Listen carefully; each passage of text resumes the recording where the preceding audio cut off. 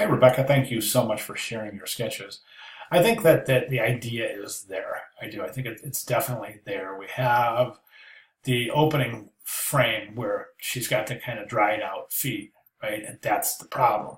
Then we go to the solution, which is, well, actually the traditional solution was she's thinking of a foot exfoliator, right?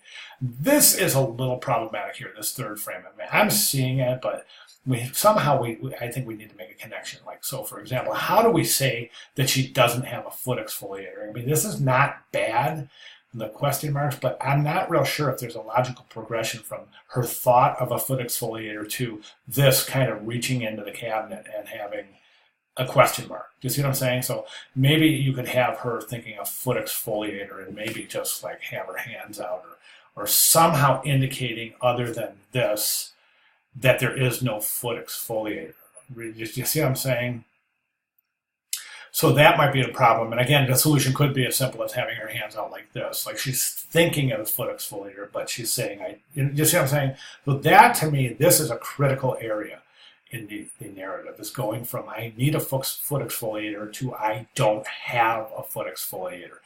Then we go from, you go from this to this, but again, I think we need to introduce her face, this time going, okay, the aha moment, right? I've described that quite often using the light bulb. So, but at any rate, you have to introduce her and use the same perspective here because that'll create a nice continuation.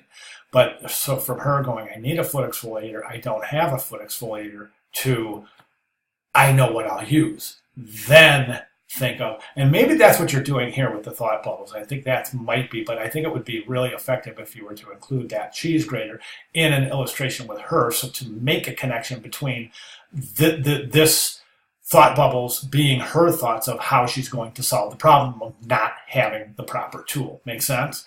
Okay, so then she's got the idea, okay? Then she moves into execution, right? So she's got the sink, she's filling her tub or her foot bath, and then she sticks her feet in, then starts exfoliating, and then she's got the clean, sparkly feet, which I think is another really good perspective. It adds continuation from this to this, being kind of a little mini before and after in and of itself. And the reason I think that's successful is because you're showing the feet in the same perspective as you did over here. So that's really smart. The viewer will pick right up on that and say, before, problem, after, solution, just based on the perspective that you're showing the feet in, with the fact that they've got these little stars, meaning clean and ready to go. Then I like this last frame. I think it's interesting how you've replaced the area with nothing, with the cheese grater, indicating that she will use that idea again in the future. Okay, so good job. Right now you've got 9 frames. I recommended in between 10 and 12, preferably 12, so you may consider adding a couple of frames. The other thing I recommend is breaking the ideas out of the squares, right? So think of how you're going to tell this story without placing each individual frame in squares.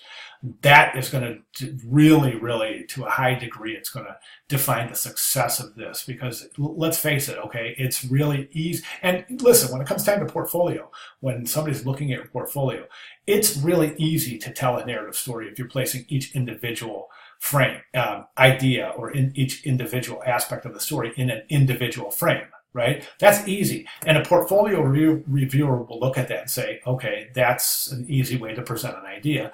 But if we can break them out of the frame and create a relationship between each of the sketches, then, somebody, a potential hiring professional, a portfolio reviewer, is going to be able to look at this and go, okay, that's a clever way to tell a story. Okay, so I think it's really important to break it out of the square matrix, this kind of storyboard format, into a more organic storyline where the illustrations are all interconnected. Okay, so as you've seen some of the examples of the guy with the poker, the fire poker for the beehive, that was a really good a way to connect them. So those in narrative images or illustrations, I should say, all resided in the same picture plane instead of in separate picture planes.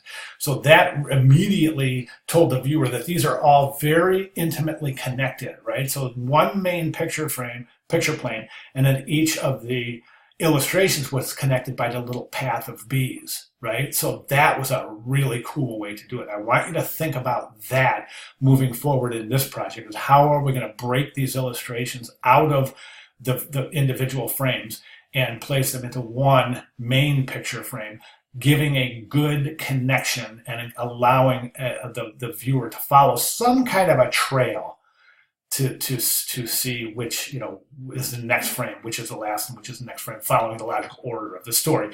The example, of course, that I used, the other example was the one with the guy shaving with a big red beard, and that designer used little red hairs from the beard to make connections between and to allow the viewer to follow the narrative. Okay, so maybe, I don't know, there's a couple of different things you could do trying to take something, or maybe you could use bubbles from this frame and use the bubbles to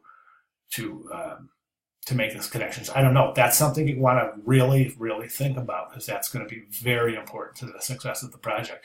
Rebecca, you've done a great job. Good sketches, by the way. Really good communicative intent here.